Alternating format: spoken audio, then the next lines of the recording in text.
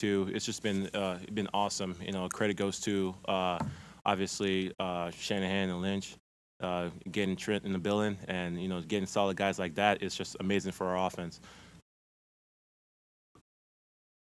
How do you go about building cohesion with somebody you're going to be lining up next to? I mean, do you go up to him to his locker? I mean, is it a lot of it talking, or is it all sort of built on the feel? I mean, a lot of it is built, on the field. Obviously, when it comes to getting the job done as a unit. But also you got to pay a lot of attention to things you guys do, outside the field in the weight room. You got to talk to each other. Just like kind of figure out how to communicate with each other. And I think me and Trent's been doing a phenomenal job. Not just me and Trent. Me and the other guys who've been here, the position group as a whole, just being an awesome job. And it feels great to have be in the even though we're social distancing, it feels great to be in the same room with the guys and communicating with each other. So. Hey, Laken, it's Cam Inman of the Mercury News. Can you tell me your first impressions of Javon Kinlaw and just what you're expecting to see going up against him on the practice field? Oh man, he's just a specimen. I can't wait. I can't wait to go against him. Live. In camp, and I'm sure other guys are excited to see him go. And we're all excited that he's here in the building, and just trying to get some solid work with each other.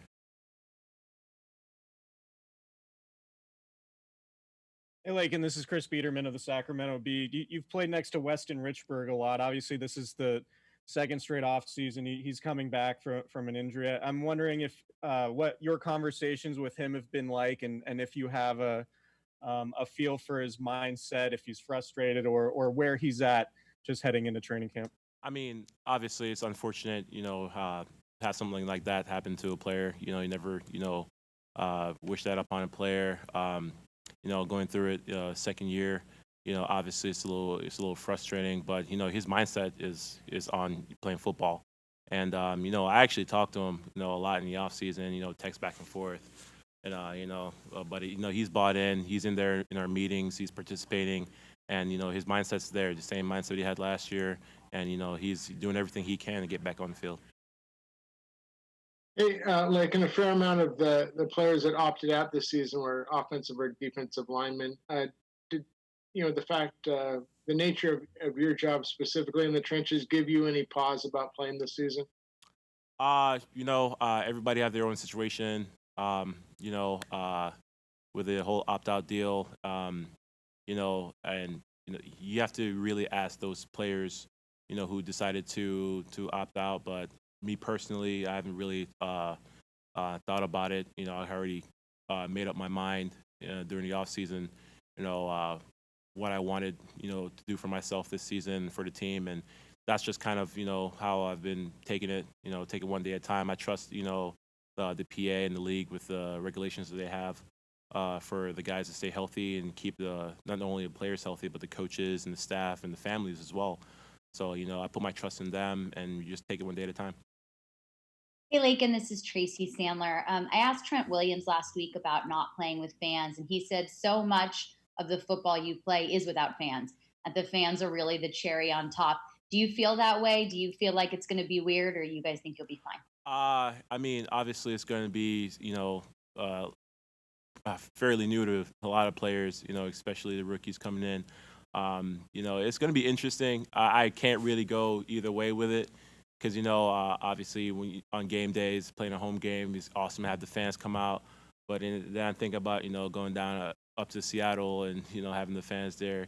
It's going to be interesting to see how, it plays out this year. But I can't really go either way with that because, it's going to be something to pay attention to for sure.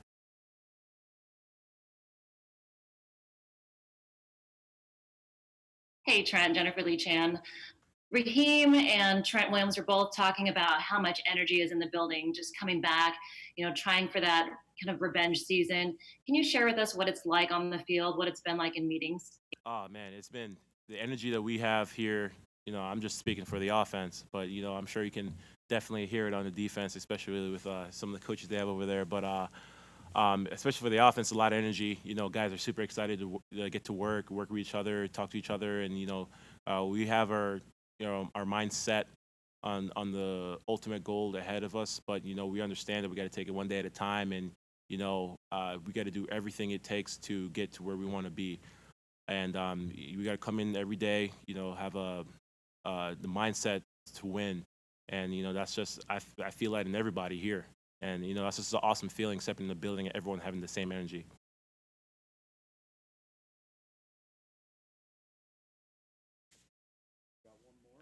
Hey, Chief. William Hammond here, Sports Fans Rap. How's it going? I'm good, man. How you doing? Oh, doing good. I was just kind of curious, and with all the COVID and everything taking place, how does that affect the bonding of the team in terms of you guys to be able to be much closer if this wasn't in effect? How does that affect, and how would that mature itself onto the field, if you will? And then the other question is your thoughts on the NCAA season essentially over, and how that may affect some of these guys looking to go into the pro league. I've definitely seen some of the stuff going on with the NCAA. Obviously, you've seen the effect that the pandemic has had in training camp.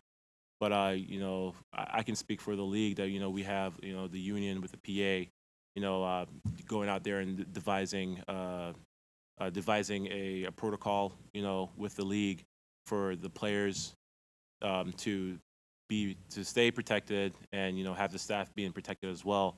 But then again, whatever decision our organization decides to make, it's for the player interests. So whatever they believe is best for the players, I give my 100% trust in them. So.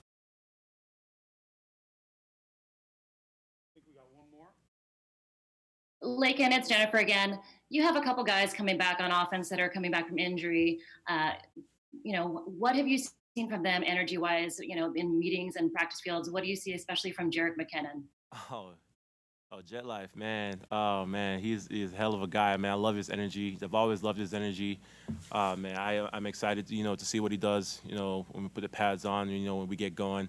But like I said before, the energy has been there. Guys are excited to be back to work, and guys are excited to work hard and grind this camp. And it's all about working hard and paying attention to detail. And I feel like the type of guys that we have in this building, everybody's bought into that. So you can feel it. Guys who were hurt, new guys coming in, rookies coming in. You feel it in everybody, and that's something truly exciting. All right. Thanks, folks. Thank you, guys. Appreciate it.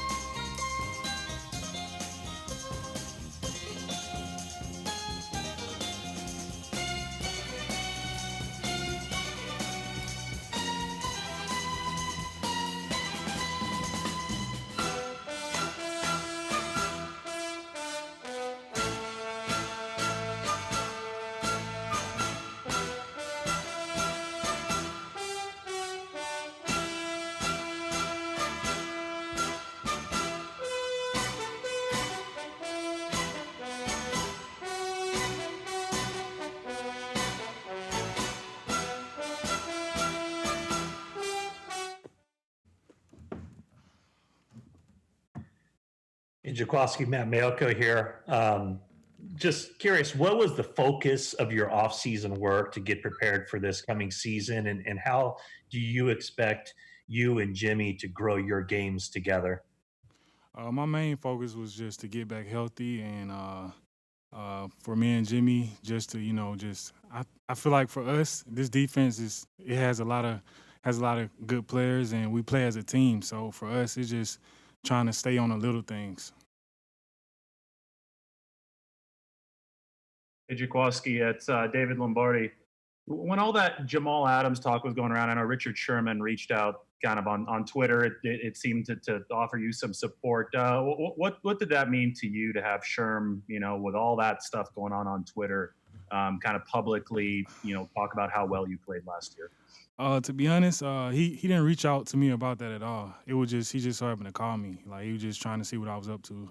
It had nothing to do with that, but it was just for me. Like it was just a moment. Like I was just thinking about just me being in college and watching Sherm in the Super Bowl and stuff like that. I was with my friends and family down in Florida, so I was just like, man, because my cousin seen him call me. He's like, bro, there's Richard Sherman. So it was just like, yeah, it is Richard Sherman. So I just had a little fan moment then. But I mean, as far as the Jamal Adams talk, I mean, it's quarantine. The media needs some kind of needs some kind of attention. So I don't really too much worry about all that.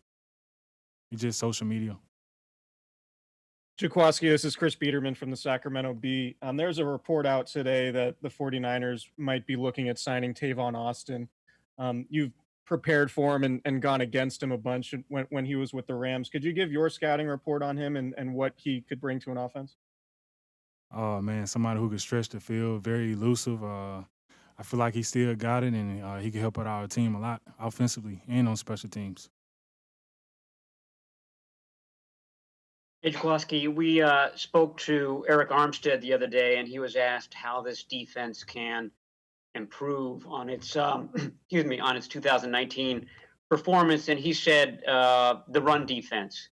And I'm just wondering whether playing the wide nine last year, whether that took some time to adjust to, and whether you can expect improvements in run defense merely because it is the second season playing that alignment.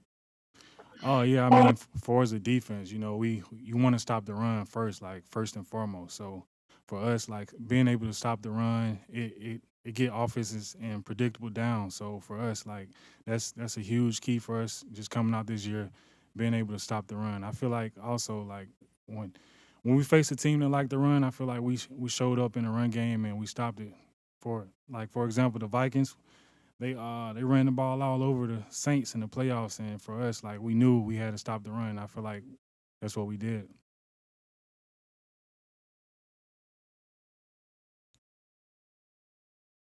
Hey, Jaquiski, you mentioned getting healthy in the off season. How much did your rib still bother you once you returned for the playoffs?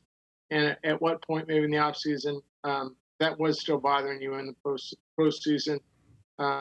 Did you feel like you'd finally healed? So to be honest, I don't even know how I was out there, but I mean, I knew my team needed me, so I made sure I was able to play and be ready. But it's football. It's part of football. Being injured, and I mean, some things like stop you from playing. But I feel like I've been through that injury before, like in 2017. But it's something that you can play through. Hey, Jaquiski, it's Tracy Sandler. Raheem said last week that you guys have unfinished business, and this year you're going to finish it. Can you just kind of talk about that mindset around the locker room?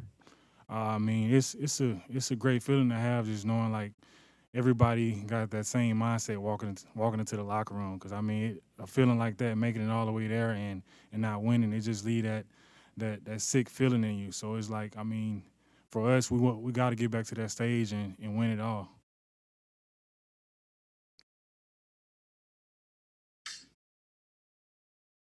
Kyle Posey from Niners Nation. I was just wondering, you're heading into a contract year. Do you ever think about that, and how does that change your preparation coming into the season? Well, for me, my preparation never changes immensely because I feel like every year, like I can easily be replaced. So for me, I just want to get better each and every day and like just show that I can play at a high level and I just let at the end of the year I just let my fam do the talking. Jaquiski's David. I have one more. This defense obviously was good in a lot of facets last year, but one of the areas where it was best by far was against tight ends, and I know a lot of that has to do with you. What in particular do you think was the key to being so good against tight ends in the pass game last year? To be honest, I think it's quite simple. Like we played so well as a defense. Like it was really rushing coverage a lot of the times. Like for us, like we feel like we could hold up coverage for 3-4 seconds. That should get a defensive line enough time to get to the quarterback. Of course, sometimes they got there even faster than 3 or 4 seconds. So I mean, it's just a collective thing for the defense. All right, thank you, Jaquiski.